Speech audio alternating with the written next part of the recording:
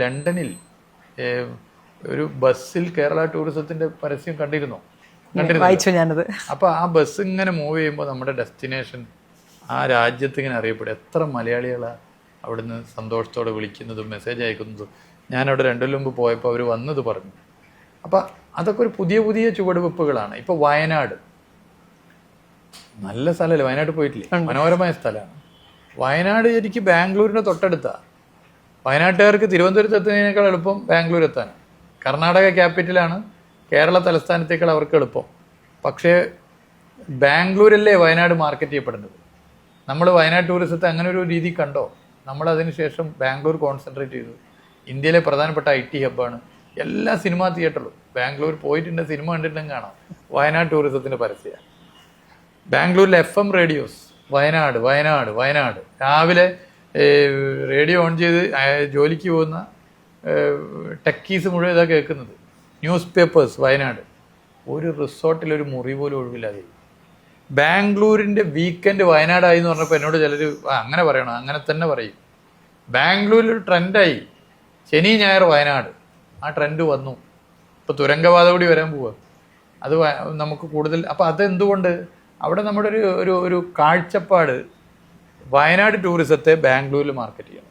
മൂന്നാറിനെ നമ്മൾ വലിയ നിലയിലേക്ക് മാറ്റിയപ്പോൾ ഇപ്പോൾ മൂന്നാർ ഉണ്ടായതിനു ശേഷം സർവകാല റെക്കോർഡ് ഫോറിൻ ടൂറിസ്റ്റുകളാണ്.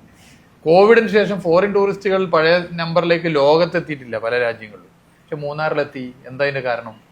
നമ്മുടെ മാർക്കറ്റിംഗ് മൂന്നാറിനെ വേൾഡിൽ ഏറ്റവും ഹൈലൈറ്റ് ചെയ്തു. നമ്മൾ കേരളത്തിലെ ടൂറിസ്റ്റ് കേന്ദ്രങ്ങളിൽ ഏറ്റവും അധികം പ്രിഫർ ചെയ്തത് മൂന്നാറിനെ ഹൈലൈറ്റ് ചെയ്യാൻ. അതിൻ്റെ ഗുണമുണ്ടായി. അപ്പോൾ നമ്മൾ ഇന്നോവേറ്റീവായിട്ടുള്ള ഐഡിയാസ്, അതുപോലെ നമ്മൾ ഒരു എല്ലാം ഒരേപോലെയാകരുത്. ഒരേപോലെ ഓരോ റീജിയൻ എടുത്ത് ആ റീജിയൻ എങ്ങനെ പ്രത്യേകം നമുക്ക് ഹൈലൈറ്റ് ചെയ്യാൻ പറ്റും, അങ്ങനെ നോക്കി ബാലൻസ് ചെയ്ത് കാര്യങ്ങൾ ചെയ്താൽ മാറ്റം ഉണ്ടാവും.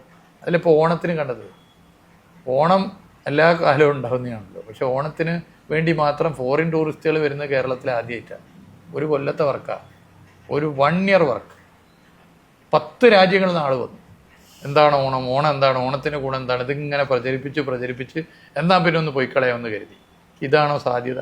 ഇതിന് 100 ഇരട്ടി സാധ്യതയുണ്ട്. അപ്പോൾ ഓണം, മതസാഹോദര്യം, കേരളത്തിൻ്റെ സമൃദ്ധി, സ്നേഹം, സഹവർത്തിത്വം, ഓണത്തിൻ്റെ പ്രത്യേകത, കേരളത്തിലാകെയുള്ള ഓണാഘോഷം, ഇതൊക്കെ കൊണ്ട് ലോകത്ത് മാർക്കറ്റ് ചെയ്യാൻ പറ്റിയാൽ സ്പെയിനിലും ജപ്പാനിലും ഒക്കെ ചില പ്രധാനപ്പെട്ട ഫെസ്റ്റിവലുകൾ നിങ്ങൾ കണ്ടില്ല, അതിനുവേണ്ടി മാത്രം ആൾ വരുന്നു. അതുപോലെ കേരളത്തിലേക്ക് ഓണത്തിന് ആൾ വരും. അങ്ങനെ വരുമ്പോൾ നമ്മുടെ റവന്യൂ വർദ്ധിക്കും. ഓണത്തിന് വരുന്നപ്പോൾ പിന്നെ ഓണത്തിന് മാത്രമായിട്ടല്ല വരും, ആ രാജ്യത്ത് നിന്ന് പല സമയത്തും വരും. ഇപ്പോൾ ഫെസ്റ്റിവലുകളെ നമ്മൾ മാർക്കറ്റ് ചെയ്യുന്നു, പ്രത്യേക സ്ഥലത്ത് മാർക്കറ്റ് ചെയ്യുന്നു, ഇന്നോവേറ്റീവായിട്ടുള്ള ഐഡിയാസ് വരുന്നു. ഇതാണ് ടൂറിസത്തിന് വേണ്ടത്. അപ്പം അത് നമുക്ക് നല്ല മാറ്റം ഉണ്ടാക്കാൻ സാധിച്ചു.